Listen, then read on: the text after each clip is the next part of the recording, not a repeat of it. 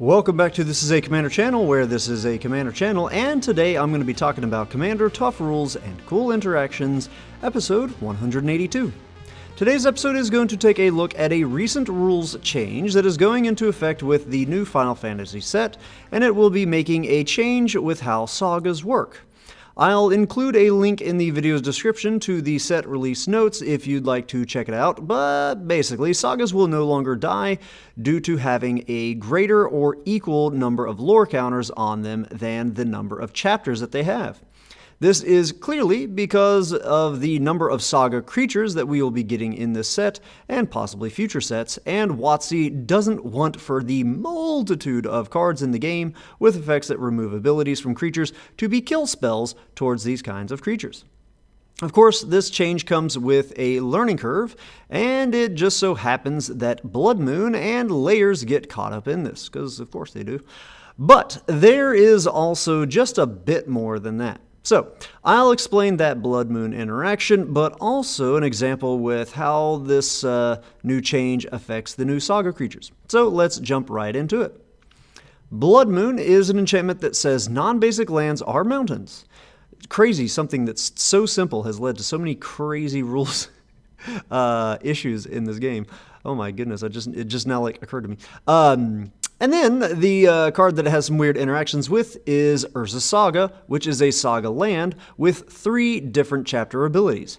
Now, before the change, the Urza Saga would have just gone to the graveyard once the state-based actions are checked after the moon has been out. However, now it will stay out, but now that it does stay out, we need to know what it will look like. Now, bear with me as my photo editing is limited to Microsoft Paint, and even more than that is limiting of my personal editing skills. But here is Urza Saga as it normally exists when it's on the battlefield. But if we play the Saga while the Blood Moon is out, then it would look something like this.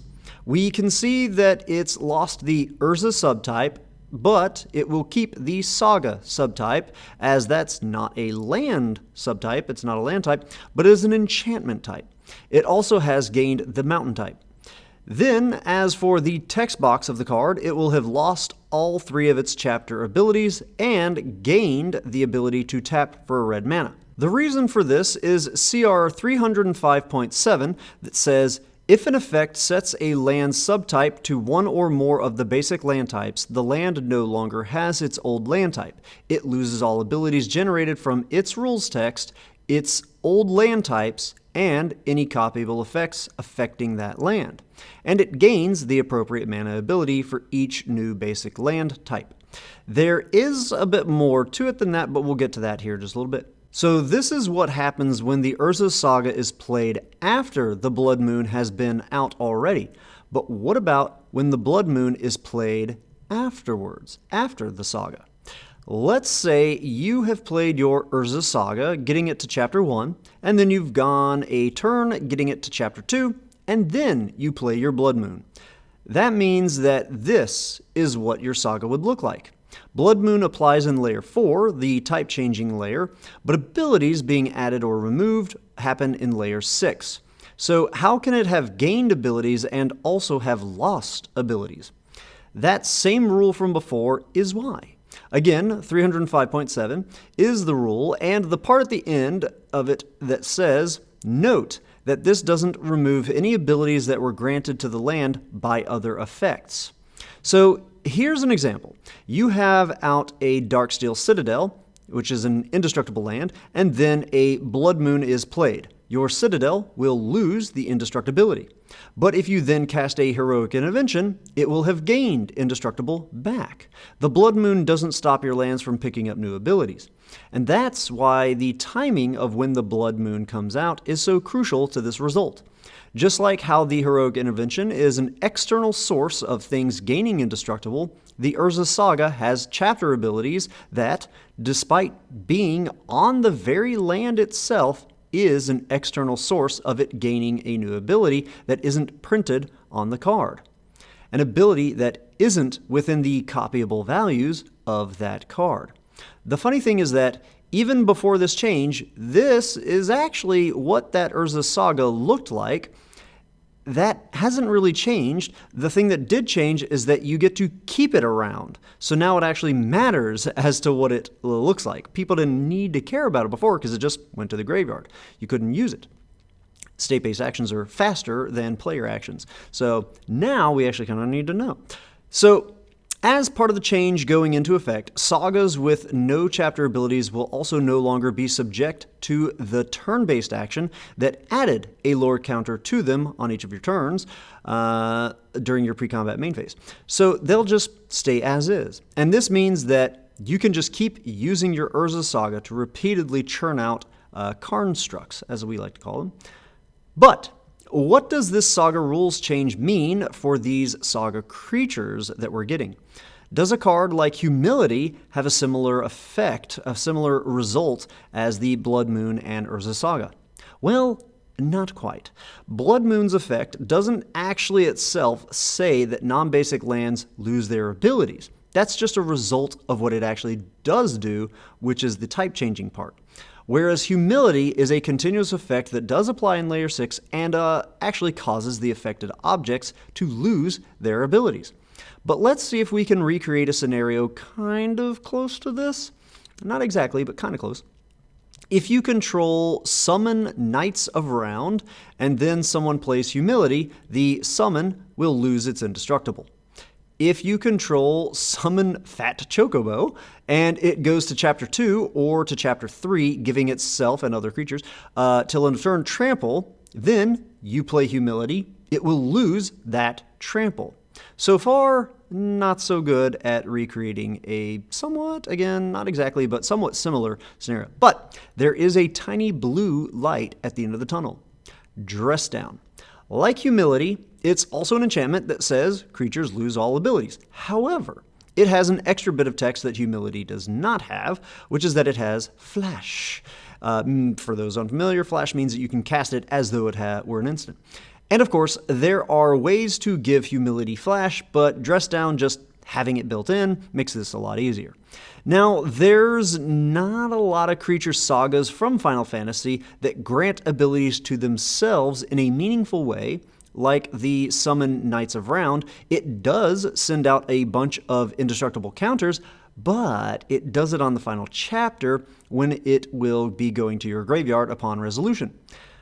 I did find this one thing, though. Summon Primal Odin. It has 3 chapter abilities, and the second one, you know, when this creature saga might be not summoning sickness and couldn't attack and not dying to its 3rd chapter, it says that this creature gains, whenever this creature deals combat damage to a player, that player loses the game. My goodness gracious. That's a beastly attack. So not only is that a crazy powerful effect, but it's a chapter ability that is applying in Layer 6 to grant an ability to a creature. So if you let that happen and then resolve a Humility afterwards, it would have the Humility would have a later timestamp and shut off that ability. However, if you let it go to the stack, and in response to that chapter ability on the stack, you flash out your Dress Down, then that means that the Dress Down will resolve first, and then the Chapter 2 ability will resolve afterwards. This means that the chapter ability will have the later timestamp, and the wording on Dress Down does not prevent future abilities from being gained or added. It only removes the abilities that were out at the time that it resolved. So now this 5/3 Saga creature will have that ability to cause a player to lose on combat damage. My goodness. Anyhow, that's all I've got for today's episode. As always, I hope that all of you have found this video to be entertaining at least, and I hope that a few of you have even learned something about the crazy rules in this great game of Magic. Have a good one. Ta-ta. And I guess bonus section, I didn't want to make the video too long for people that wanted the main aspects, but I guess, sure, bonus section. And we're going off script. I don't have this, so get ready to hear a lot. There is, as I literally just start with an there is, I did again. We're not going to do it. There is actually a card from Final Fantasy. It's called Ultima Origin of Oblivion, and it really does kind of shut down the Urza saga because it makes the creature, well, the land that it puts a thing on, lose its types. And why do I not have it pulled over? I should just have it pulled up right here. All right, let's see, scrap file. There we go, paste, switch. There we go. All right, yeah, it says puts a blight counter on it. For as long as that land has a blight counter on it, it loses all land types and abilities and has tapped add generic. So that one is pretty wild that it makes it lose the land types, and it even has that added a little bit about losing abilities. There's a few other cards, not many, in Magic that make lands lose abilities. As well as the land types. So that one's pretty interesting, and just I thought it was kind of funny that it was in the same Final Fantasy set. And also, another little bonus I was going to mention. Oh yeah, I was going to do. I thought about doing a bonus scenario, but actually looking at the time, man, this video actually might be less than 10 minutes. Once I edit out all my mistakes that I made that you guys don't usually hear, and all the cars driving around in the background. But the whole dress down situation. With that summon Knights of Round. If you were to do the whole thing of like with that trigger on the stack, what would happen? Here's a bonus question. What would happen if you, in response to that chapter, that final chapter, to put an indestructible counter on all your creatures, including that summon Knights of Round? With that in response, if you dress down, is that going to cause it to stick around? If you flash out the dress down, causing the knights to lose all abilities, will it have indestructible? Will it stick around? Will it survive? Will your other creatures have indestructible that had the counters on them? Of course, dress down is something that kills itself at the end turn, so we don't have to really worry about it after that point. But I'm saying for that very turn that you actually flash out dress down, and that final chapter on Summon Knights of Round resolves. Will the Knights of Round stick around? Can you attack? Will it be indestructible? Will it die because it's lost all abilities? Hopefully you know the answer to that very last question. But yeah, curious to see what you guys think. Probably should have just actually written this in there, but it's been a heck of a day. I was changing out a whole bunch of air filters here at work. And speaking of, maybe one day you guys will, maybe I'll do a reveal on some of these kind of things. We're getting close to 5,000 subscribers, which means I do plan on doing a face reveal soon so that I can do some additional content that would require me being on camera to show off decks and cards and things like that. So very exciting for that. I actually might do some additional videos rather than just the normal Wednesday one, like this one, that talks about some cards that I think are underrated or just people are ignoring from a lot of upcoming Final Fantasy commanders. I've already got like 3 deck lists together of Final Fantasy commanders. I don't know which ones I'm actually going to build as real decks, but there's a lot of cards. When after I put my list together, went and scrubbed through EDH Rec just to see if there was anything that I missed, and I was just curious as to how people were building them, and I don't see people including some really, really good cards. So yeah, might do some videos on that. I've done a few in the past of like that kind of thing, of like cards I think people should be using. So maybe we get that revitalize that series. So yeah, hope you guys have enjoyed it. If you've stuck around and listened to me ramble for the added 3 minutes or so of this video, I hope you guys have enjoyed it as well. Hope you guys have enjoyed all of it. Have a good one. Ta-ta.